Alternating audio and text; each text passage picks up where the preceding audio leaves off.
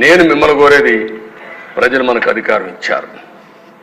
అధికారం ఇచ్చింది ప్రతీకారాన్ని తీర్చుకోవడానికి కాదు. మళ్ళీ మళ్ళీ చెప్తున్నా, ఎమ్మెల్యేలు అవుతారని మనకు అనిపిస్తుంది.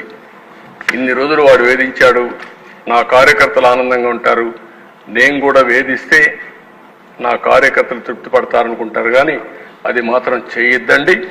మనకు అధికారం ఇచ్చింది ప్రజలకు సేవ చేయడానికి, తప్పులు చేసిన వాడిని శిక్షించడానికి.